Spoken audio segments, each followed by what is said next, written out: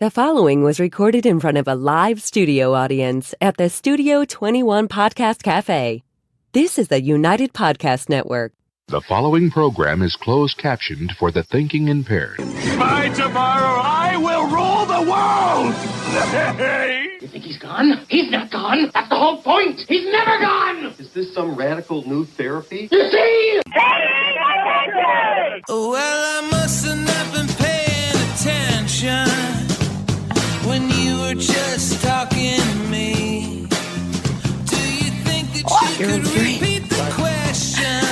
It's going to be a slow day. We got it. No, it's not. No, it's not. It's not often that I wake up and I look at my phone and it says, you have 37 messages. Wow. They should rename the Eagle Tribune the Tom Duggan Tribune. There's literally 2 stories in today's Tribune that are actually about me, but they refuse to mention me. Oh. Like they don't want to. When I write about them, I certainly mention their name. It's usually not a good thing, though. Oh, and by the way, just for fun, before we start the show, I want to mock somebody who did something asinine on a podcast last week. Go for it. They're now doing a podcast on Friday because my show's on Thursday, so they're gonna try and answer what I say on my show. So I want to hold up these documents, and this is it right here. I have proof that I'm from the planet Jupiter. Oh. I'm actually an alien from the planet Jupiter, and here it is. Here's the proof right here. I have all the documents. See the documents? See, this is your proof right here. Can't you see that I'm from the planet Jupiter? And so no one can ever question me again, right? Because I showed everybody the documents right here. I guess. I showed you the documents, so that means what I said was true. Oh my God.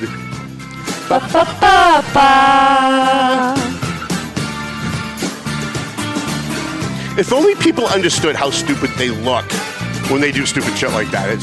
I watched it. Somebody sent me a video and I watched it and I went, oh yeah, well I guess that's total proof. You held up a piece of paper and you're claiming this is proof of something. Post them online, then we'll believe it's proof. You'll notice they did this, but they didn't post the actual documents online. Love it.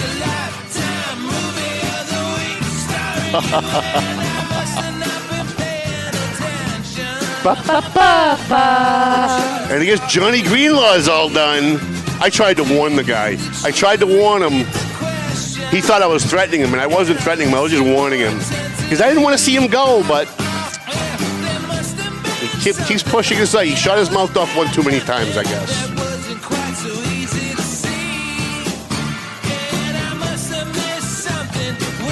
All right, let's start. Let's get this show on the road. I'm trying to read all that because it's all stuff. While we're on the air, shit's going on. I'm trying to catch up. Hi, how you guys doing? My name's Tom Duggan. With the Paying Attention Podcast. Hiya, top 2 guys. Smoke shop at the Studio 21 Podcast Cafe. Lots of stuff going on. I woke up this morning, had all kinds of text messages. I think I had 9 voice messages. People are all upset because I got a report and I posted the report. Why does Tommy Duggan have it first? Boo-hoo. Tom Duggan got it before me. Oh, my God. Oh, my God. All right, let's start first. Let's thank our sponsors before we get into the real content of the show. Century 21, McLennan Real Estate, the Zanny Pesci Law Office, Marsan & Son Construction, EIS Investigation and Gun Training, the Bonfire Wellness Center in North Andover, Clear Path for Veterans New England, Tomo and Shaken Seafood, AFC Urgent Care, Pleasant Valley Landscaping Contractors, Prime Insurance, the Doug Mercurio Law Office. Free shout out to my friend Paul Lambert, who is an attorney who does wills and trusts and family law. Chris's Barbershop, which is where I'm going right after the show. If anybody wants to ambush me, that's where I'm going to be getting a haircut. W3ON website, and a free shout out to our friends at Stadium Chiropractic. So where do we go first? There's all kinds of stuff going on. Before we get into the Castro stuff, let me just talk a little bit about what President Trump is doing. President Trump was inaugurated this past week, and you would think that CNN, MSNBC, and the base of the Democrat Party would have learned their lesson by now. You would think then instead of running around with all of their Nazi crap, and he's Hitler, and he's a Nazi, and he's a fascist, which is, by the way, what got him elected. I said this the day after the election. Kamala Harris lost this election the day she went on TV. The minute she went on TV and likened Donald Trump to Hitler. That was the second she had no chance. Up until that point, she actually had a shot at beating Donald Trump. But the people in the middle, the people who aren't partisan Democrats, who just believe what they get told by their cult leaders, and the people who aren't partisan Republicans, who don't just believe what they get told by their cult leaders, those people in the middle who make the difference in every election, they know the difference between Adolf Hitler, who put Jews in ovens and did medical experiments on them without anesthesia, and Donald Trump, who just wants to seal the border and enforce our immigration laws. They can tell that there's a difference. The Democrats can't tell because to them, anyone who's not a communist is Hitler. Like, there's no in between. There's nothing. There's no middle ground. It's Hitler or communism, and that's it, because they're communists. And so anybody who's not that far to the left, which my left, your left, anybody who's not on their side of the left must be Hitler, must be a fascist.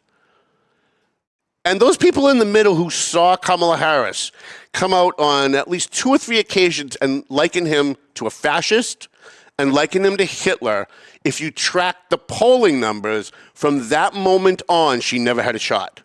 From that moment on, her numbers plummeted and Trump went up. And the other thing that helped him, obviously, was the assassination attempt. But really, it was the Hitler stuff. And yet, the guy's now been inaugurated for a second time. The first time they called him Hitler and he got elected. Then we had all the shenanigans during COVID. Some people say it was a stolen election, some not. But we all know that that was really an off year for elections because of COVID. And he loses. Maybe he really won. We will never know that. But then this time around, the same thing happened as the first time he ran. They called him Hitler. They called him a fascist. They accused him of all kinds of things he had nothing to do with. They took things he said out of context, and they threw it at him. And every time they did, his poll numbers went up because the public knows when you're lying. The public is not as dumb as the base of the Democrat Party. And now that he's in office, you would think that they would do some self-reflection. You would think that they would go, maybe we've got it wrong. Maybe our strategy is wrong. Even if we believe he's Hitler, maybe we probably shouldn't say that stuff out loud anymore. And then the night of the inauguration, they proved to us that they're absolutely incapable of learning from their mistakes. Elon Musk. Now, before I say this, I want to inoculate myself. I am Jewish. I converted to Judaism 28 years ago. Okay? Elon Musk gets up at the inauguration and says, "My heart goes out to you." That's what he did. If you watch the videos on Facebook and you watch the videos on CNN, you'll notice that they took out the audio. So they just show him doing this. That's what they showed him doing. And now they're all running around, he's a Nazi. He's the richest man in the world. He's got untold billions of dollars. If he was really a Nazi, and he was really so bold as to do a Nazi salute, why would he be denying it? Like, just think logically for a minute. If he's going to be so bold as to get up at the inauguration and give a Nazi salute, he's untouchable. You can't cancel the guy. He's got more money than God. Why would he then go, no, that's not what I was doing? Why wouldn't he just admit it? You can't touch him. There's nothing you can do to him. There's literally nothing you can do to him. So why would he deny it? If he was that bold to do it, just think to yourself logically, why would he deny it? But here we are. Trump has been inaugurated. He's now the president of the United States, and the Democrats have learned nothing. They've learned nothing. So what this shows me is, for the next 4 years, you can expect more ridiculous stories like CNN. Remember the day CNN came out and said, there was an event today, and everybody at the event got 1 scoop of ice cream, but Donald Trump got 2 scoops. And then they did a panel discussion for an hour about how this is proof that he's a Nazi. Now, that's not an exaggeration. They literally did a panel discussion on CNN reading into what he did as proof that getting 2 scoops of ice cream at an event when everybody else got 1 was proof that he was a dictator and a Nazi.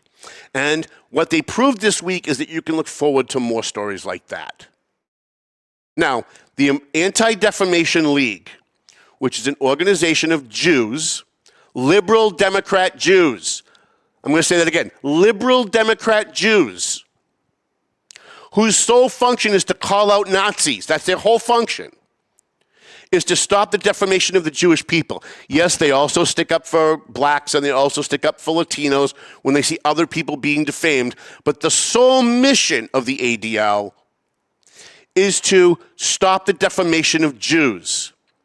The ADL came out and they issued a statement, and I'm paraphrasing because I don't have it in front of me, saying, what Elon Musk did was awkward and unintentional. It was not a Nazi salute. I think if it's good enough for the Anti-Defamation League, I say again, an organization of liberal Democrat Jews, I'm pretty sure it should be good enough for CNN, MSNBC, and the base of the Democrat Party. But it's not. It's not. Because the Democrats are so desperate. Just like with the global warming alarmism. The earth is going to be destroyed if you don't pass our increase in taxes. If you don't put up a windmill, the earth is going to be destroyed by global warming. Everything they do is to scare you into going along with what they want, because they can't get you convinced with logic to go along with what they want. They can't logically convince you as a grown, educated adult to reject the message of Donald Trump and accept their message. So Trump is a Nazi. Trump is Hitler. Trump is evil. He rapes nuns during Sunday Mass. And they have to say this because they certainly can't come out and say, we care more about the drug cartels than we care about the people they're killing. They can't say that. That's what they're doing, but they can't say it. So everything they say is either fear-mongering, and by the way, the other thing is, and I'm going to talk about the Castro report, the other thing is,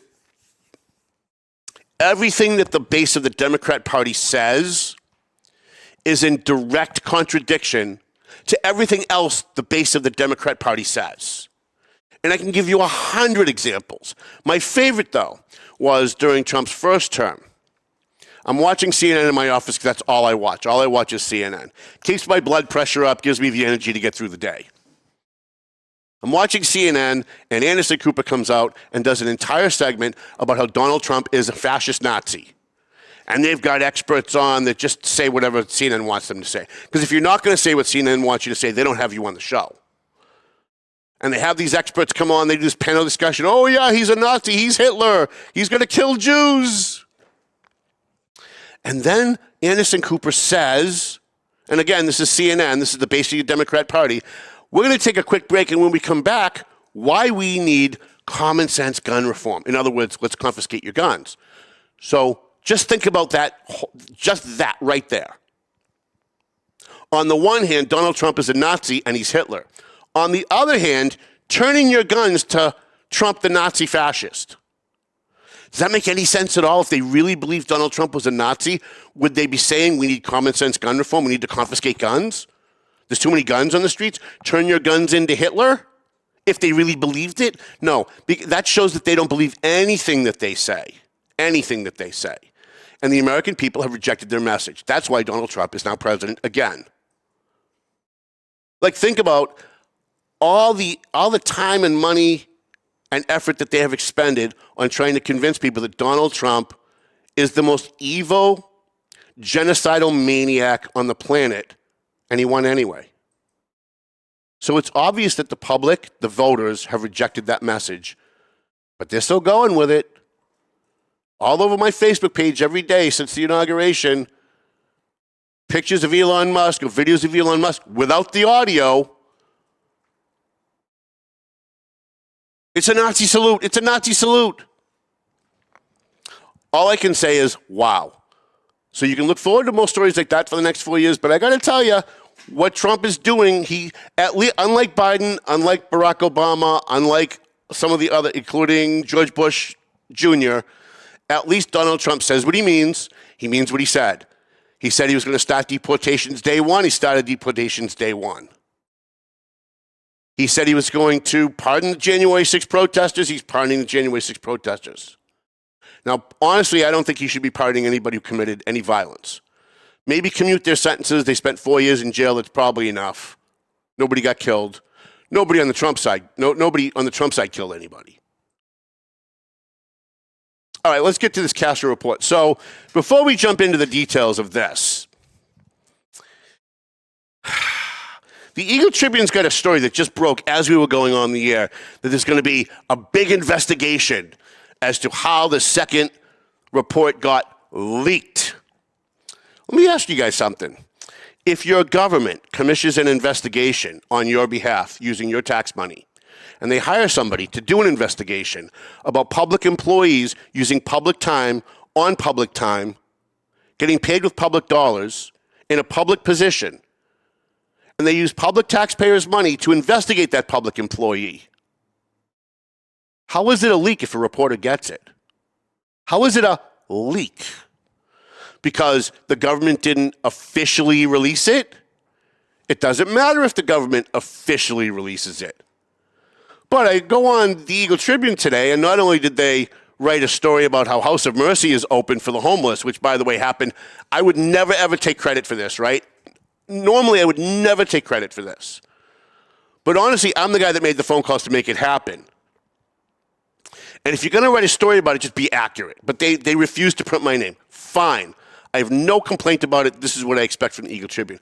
But the other story about me in today's Tribune, big investigation. City officials promised to investigate how the second Castro report got leaked. Well, did they investigate how the first Castro report got leaked? Did they investigate all these other reports? Where's all those investigations? All the other stuff that gets leaked to La Mega and the Spanish language newspapers and the Spanish language radios. There's no official investigation as to how those people got copies of reports of other investigations. But Duggan got it first. Holy shit, we got to investigate this. Unbelievable. It's a public report done with public dollars. And so the excuse that they're using to spend, by the way, more of your tax money to investigate how Tommy Duggan got a report, they're going to spend more money. Like Lawrence has so much money they don't know what to do with it, apparently. They're going to spend more of your tax money to investigate how Tommy Duggan got a report. That's a public report. The excuse that they're using to do this is, well, he released the report and he didn't redact personal information. That's true. By the way, I am under no fucking legal obligation as a reporter to redact information. Somebody gives me something. I open my door and there's a thumb drive on the mat outside my office door. And I plug it into my computer and somebody has leaked me some document. Let's say it's not even this one. Let's say it's a police report from something horrible that happened 5 years ago. And it's got personal information in it. I'm under no obligation to redact that. Now, I will if I know about it, because I'm a decent human being. I didn't realize when I got this report, which was 441 pages, when I posted it last night, I didn't realize that somewhere buried in that 441 I read the first 40 pages, which was the synopsis. Then everything else after that was like text messages back and forth between police officers, emails between, the city attorney and the mayor's office. I did not realize that buried in there somewhere was a couple of police officers' home phone numbers. I don't think that there are any home addresses. In fact, I'm pretty sure there isn't. But personal emails, which is not a big deal because anybody can create a Gmail account. So personal emails, not a big deal. But home phone numbers, maybe. So I did not realize that they were there. But I woke up this morning, 37 messages on my phone.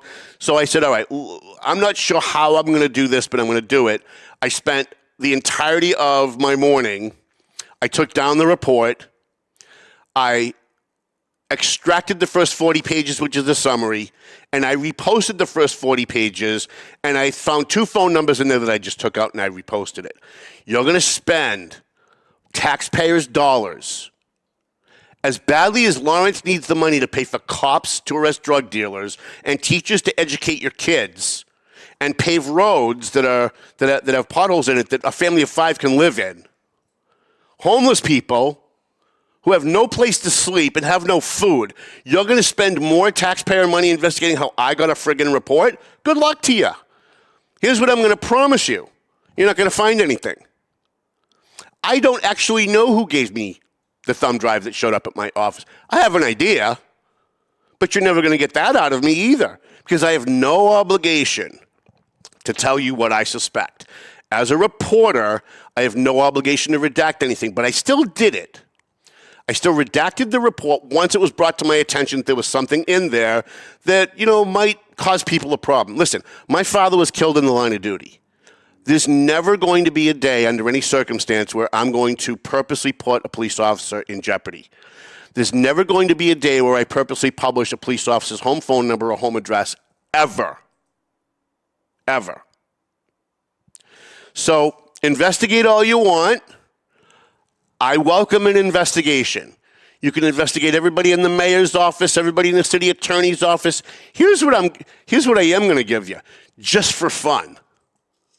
I suspect the people calling for the investigation might have had a hand in giving me the information. I'm just suspecting. And I'm just going to leave it there. Now let's talk about what's in the investigation report. So here's the summary. Before we get to what's in the report, let's talk about what led to the city commissioning a report. In February of last year, William Castro was the acting police chief in Lawrence. And he was on his way to get his license renewed. I believe he was in a city car, but he might have been in his personal car. I'm not sure because the report doesn't say. Or if it does, it's buried on page 441. It's not in the summary. And while he's on his way, he hears dispatch. He hears part of a dispatch about what he thinks is a bank robbery at a credit union in Lawrence. And apparently he sees the suspect get into a car. So he follows him. He pursues the guy. Eventually, the guy gets caught by Sergeant Samad. Sergeant Samad draws his gun on him because Sergeant Samad says he partially heard the dispatch and he wasn't sure if the guy was armed.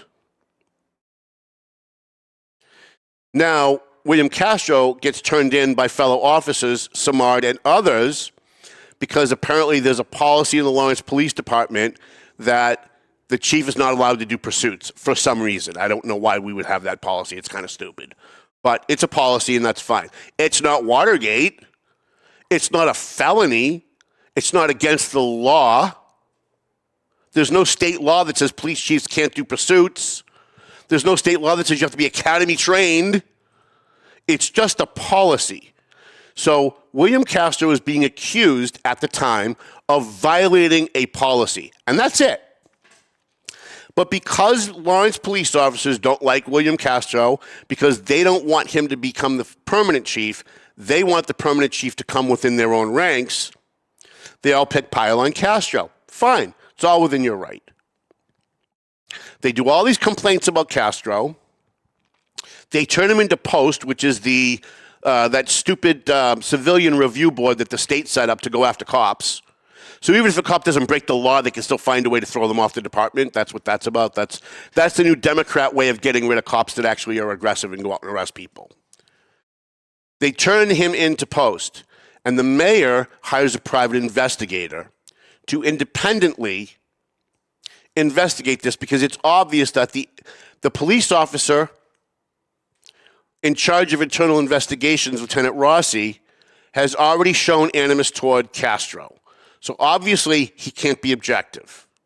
As a side note, I want to apologize. I misspoke last week when I did my show and mentioned that I had defended Rossi on numerous occasions. I've never defended Rossi. I don't know him. I was thinking Razzo and I said Rossi, and I shouldn't have. But the mayor decided that because Rossi obviously has a personal beef with Castro, for whatever reason, he hired an outside investigator named Bennett. It became perfectly obvious when emails and text messages came to light that certain superior officers in Lawrence were influencing the Bennett investigation. Guys that had turned Castro in that don't like Castro, that have admitted they don't like Castro, that have a past with Castro, were trying to influence the investigation.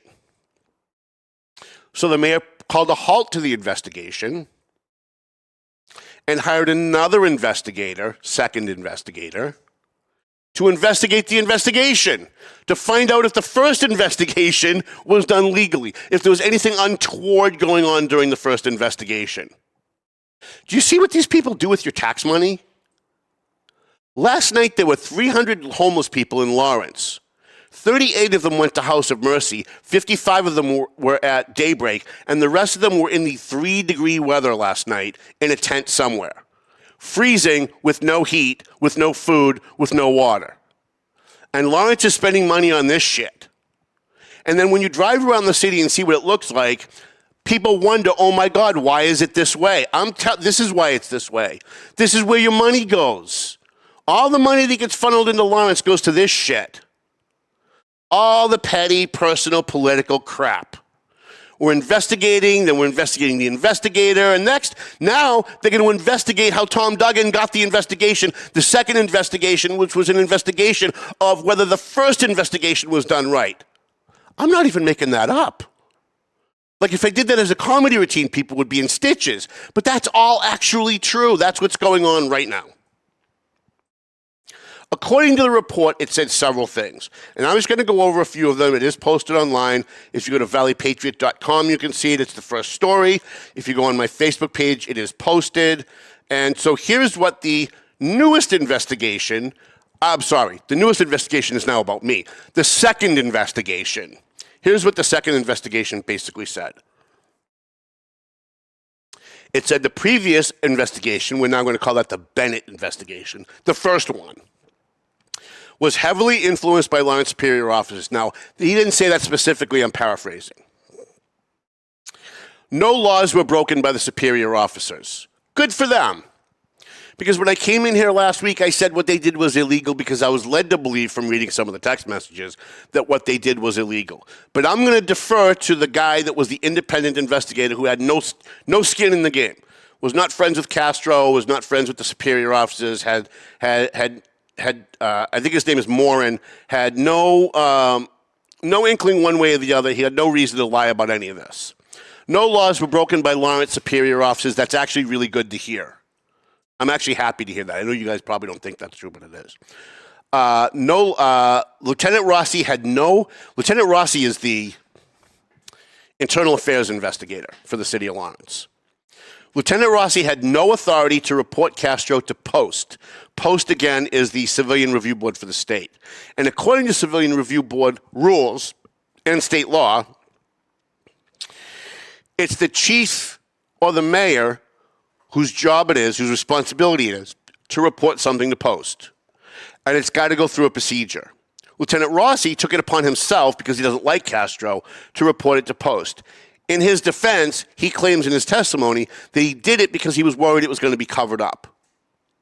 So what he did, is it against the law? Maybe technically. But is it Watergate? No. Is it the end of the world? It's not. Is it a felony? Certainly not. Lieutenant Rossi was sloppy with confidential documents and did not follow procedures. Yes, he took confidential information and he sent it out on a group email and included people that should not have seen the confidential information. That's true. By the way, according to the backup documentation, everything here that I'm telling you is true, although I might have worded it a little differently. And you're always going to have petty tyrants who are going to send me emails and say, that's not exactly what he said. That's true. It's not exactly. I don't think Rob Morin used the word sloppy. That's my word. I'm paraphrasing. But what he said was really that he was sloppy.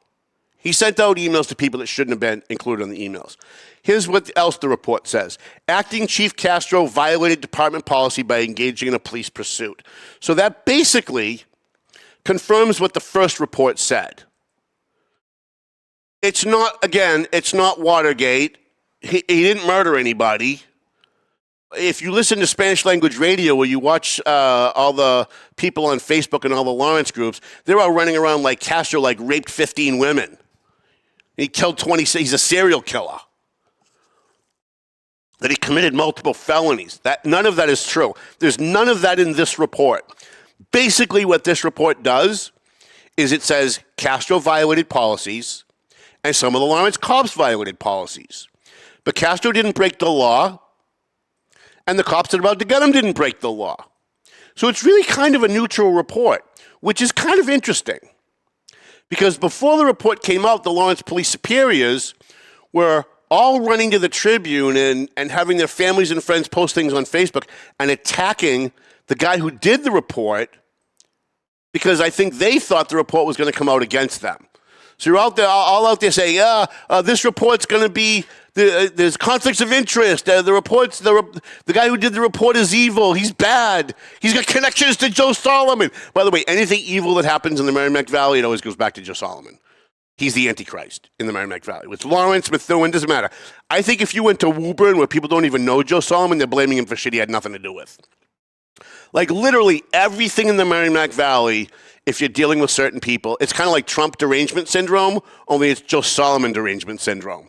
Like everything that happens, they try and find a way to tie it to Joe Solomon. Well, Joe Solomon's third cousin's mailman's babysitter once stood in line at Dunkin' Donuts next to that guy, so we know it has to do with him. Give me a fucking break. Let me give you more of the bullet points of this report.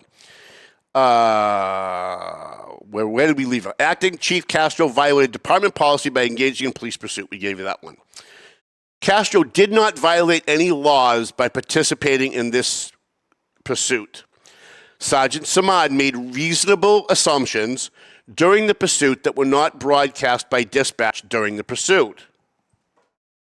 And that has to do with Samad believed that the guy may have been armed, so he rightfully pulled his weapon when he tracked down the suspect. When he cornered the suspect, he pulled his weapon because he thought the guy might be armed. Now, the dispatcher never said he was armed. And if somebody who didn't like Samad and was looking to screw him, they could say in his report, he lied. They could say, well, he says in his report that but it's not in the dispatch, so he must have lied. But this report doesn't say that. This report and the report by his fellow officers gave him the benefit of the doubt that he only heard part of the broadcast and that he was under the assumption that the guy might be armed. And according to this report, it says that Samad made a reasonable assumption for that. So that clears Mike Samad on that issue. It shows that, you know, sometimes when you're a police officer, your training and your experience, and sometimes even just your gut, tells you that something might be going on that wasn't expressly put out over the radio, and so you behave as though that's true for officer safety. By the way, I'm glad that nobody got hurt. I'm glad Officer Samad didn't get hurt. I'm glad that everybody else involved did not get hurt. The next thing on this report says, Castro also made reasonable assumptions that were not broadcast by the dispatch during the pursuit, but he wasn't given the same courtesy. And that's what's interesting about this. To me, that's the most interesting thing about this, is that the superiors are saying that Castro lied in his report because he made the assumption that the guy was a bank robber, when apparently he just passed a bad check at the bank. But he only partially heard the broadcast, at least if you believe him.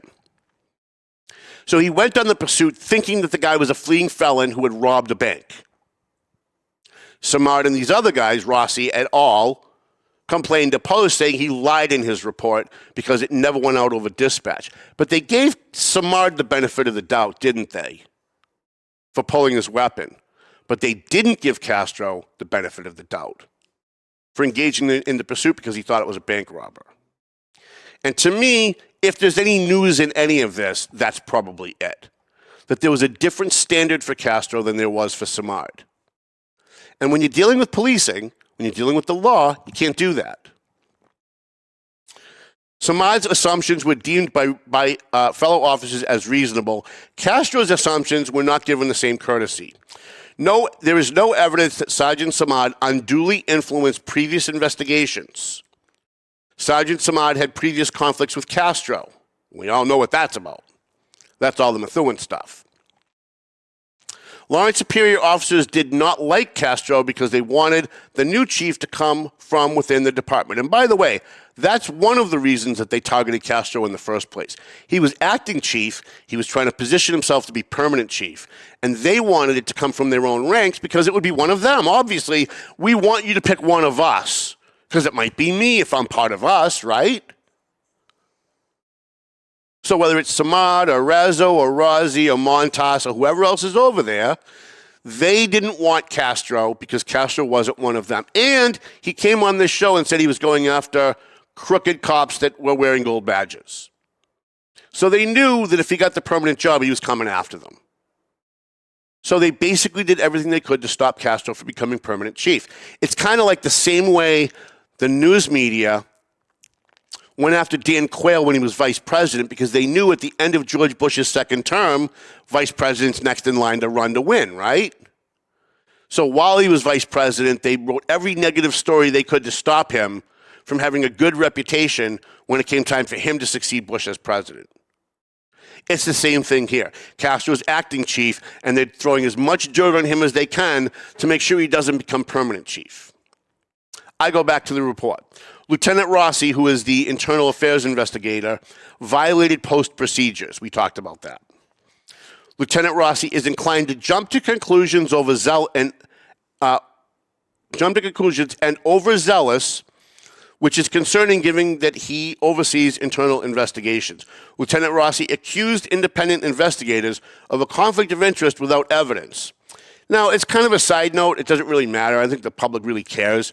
But the background on that is, I guess during the interview he came in, he was very defensive and started, here's the difference between what Rossi and Samad did.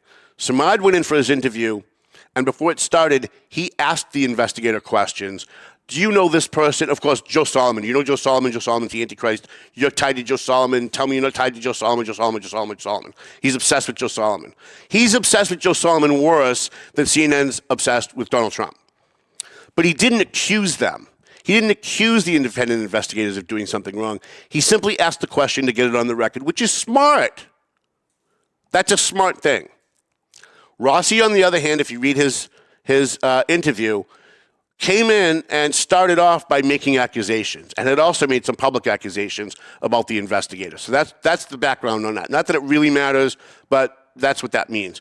Next bullet point. Sergeant Samad and Lieutenant Rossi were worried about retaliation by Castro for reporting his policy violation. And I think that's reasonable too. I think if you're Sergeant Samad and you're Lieutenant Rossi, and you're going to turn the guy who might be your permanent chief into the state, which, by the way, is not your role, but if you're going to do that because you're worried that he might retaliate, I think that that's valid. Like, I'm just trying to be objective here. People know that Mike Samad and I don't get along, but so I'm going out of my way to try to be as objective on this as I can. I think it's reasonable for Samad and Rossi to think maybe this is going to get covered up and to also think maybe there's going to be retaliation, so turning him into post. They still shouldn't have done it because the law says they shouldn't have done it. But again, is it Watergate? It's not Watergate. Should Mike Samad be fired over it? Not over this. Should Lieutenant Rossi be fired over it? Not over this. Sergeant Samad changed his original report. I may be writing a separate story about this. I haven't decided yet. I really need to go over the report and see what was changed. But apparently he changed his report because he didn't like what Castro put in his report. I think that's going to be a problem. Maybe I'm wrong. I'm human. Sometimes I get things wrong, as we talked about from last week's show. Wow, is that true? Only 2 minutes left? Holy crap. All right, I'm not going to give you all of these. The Bennett investigation was complete and one-sided. The other thing in this report is the Bennett report was leaked to the press. Nobody, by the way, cares about that being leaked to the press. But the Bennett report was leaked to the press, and the Bennett report was never finalized because it was one-sided. And this report states that it was one-sided because in the Bennett report, when he was investigating, he never interviewed Castro. He demanded an interview date. Castro said, I'd like my lawyer to be there. He can't be there for that date. And according to Bennett himself, he said, I'm playing hardball on this one. I'm sorry. That was the personnel director who said, I'm playing hardball on this one. I'm going to demand that he come in on that date. And anybody should know under the color of law, you can't demand a public employee come in without their lawyer if they want their lawyer present. So the first report was only a one-sided partial report that only gave the side against Castro because they never actually interviewed Castro, which is why the mayor felt he needed another investigation of the first investigation. And all of that does make sense, although it does seem like an awful lot of waste of money. Now, they want to investigate another investigation as to how Tommy Duggan got the report. Investigate all you want, but you're throwing your money away. You're not going to find out because I don't know. So you can get me under a deposition. You can haul me into court. I don't know who gave me the report. I don't know who left it at my office. Again, I suspect, but you're not going to force me to be able to tell you what I might suspect. I gave you a hint on what I suspect. But again, I'm only suspecting because I don't know.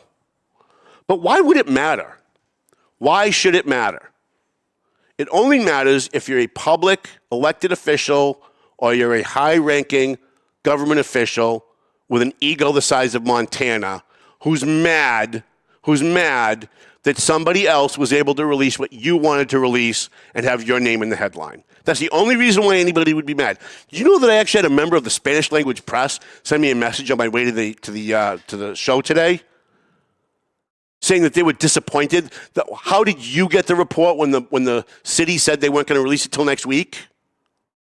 And they're mad that I got the report? You know why they're mad that I got the report? Because they didn't get the report. That's why they're mad. They're mad that I got it first. And then this person from the Spanish language press, who I actually respect a lot, said to me, well, don't you think that it should go through the legal process? Once again, public dollars, public investigation, public report with public money about public employees. That is the process. If someone leaks it to me, there's no law broken. If someone leaks it to me unredacted, no law broken. But waste your money, waste more money that's not going to the homeless, that's not going to catch drug dealers, that's not going to pave roads. Waste more money investigating how Tommy Duggan got the report. I promise you, 6 months from now, we'll be sitting here doing a podcast with the final report on how Tom Duggan got the first report or the second report, which was about the first report, and it's going to say, we don't know. They're not going to find it. They're not going to find it. And listen, if you do, good luck to you. My job is to report what people give me, to verify that it's real and to report it. That's my job. If other people are doing things that are wrong, then go after other people. Couldn't care less. You can see the report. I did take the full report down. You can roll up, Mel, if you want. I did take the full report down, and I re-uploaded the first 40 pages, which is the summary. It's a 441-page report. I did contact the city attorney. The city attorney said he was going to redact the rest of the 441 pages, and he was going to send it to me for release. Before I release that, I'm going to compare and contrast what I have that's not redacted with what they're redacting to make sure what they're redacting is things that should be redacted. What do I mean by redacted? That means blacking things out, like people's home phone numbers, their addresses, if there's a social security number in there somewhere, if there's personal information that shouldn't be out. But as you see, when I do public records requests, that I'm still waiting on, by the way, on Kelly Frazier. I mean, I do have some of the documents, but I'm still waiting for others still. What you see when you do a public records request for some of this stuff is they over-redact. They redact things that they're not legally obligated to black out. Because maybe it's embarrassing, maybe it makes somebody look bad, but it's not legally something you should redact. So it'll be interesting. When I get that, I will compare and contrast. If I find things that are redacted that shouldn't be, I'll write a report about that too. And in the meantime, Attorney Hooten, you're so concerned about what I'm posting online that I had like voicemails, text messages, and emails this morning when I got up. Still waiting for my Kelly Burchell. I have some of the emails. I'm waiting for the rest. Waiting for all of it. All the pay stubs, all of her timesheets, everything that I asked for, I want it. I want it all. I have some of it, and I'd love to write a story about what I already have, but I want to have everything before I release that report. So you can roll up, Mel. You're letting me go a little late today. I appreciate you, Chrissy. How's my buddy Murphy? I miss him. He's great. He's at the house. Oh, I miss Murphy. He's the best. So cold out. I can't bring him and put him in the car. Yeah. Can't do that to your dogs. I Well, understand. sometimes. No, listen, if it's going to make him suffer, I don't want. Never. I But don't want any. all right, let's roll. You know, everybody's all worked up about Castro, and if you listen to hood boogers like Julissa Nunez, if you listen to some of the other people, you have to ask what is their motivation for what they're saying. They either hate Castro or they hate Brian DePina, and they want to use Castro to hurt Brian DePina. And if you listen to what they were posting on Facebook, even up until yesterday, it was Castro's a felon. Castro should go to jail for what he did. Brian DePina's out of control. You know, actually, let me give you one more thing that was in this report that I didn't realize. Do you know in this report what it states? Brian DePina can't hire people without the CAFO's approval. Did you know that? All these people running around saying, Brian DePina's out of control. He's out of control. He's hiring all his friends. He's hiring people that are unqualified. Do you know he can't hire anybody without the state-appointed CAFO, his overseer, approving it? So every time you're attacking Brian DePina for illegally hiring someone, you don't know what you're talking about. Because Brian DePina needs the approval of the state for everything he does when it comes to hiring people.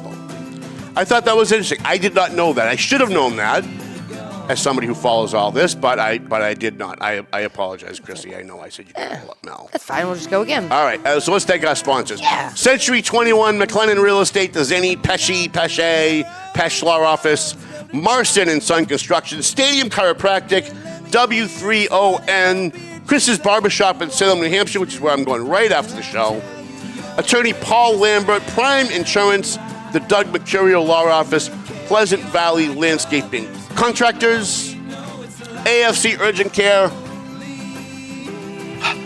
There's so many. We need more, though. We need at least two more.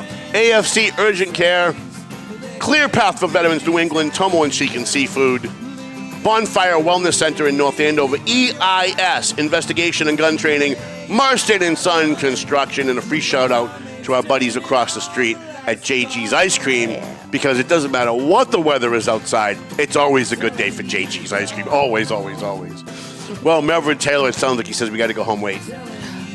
He does. He says we got to go home. So go home already.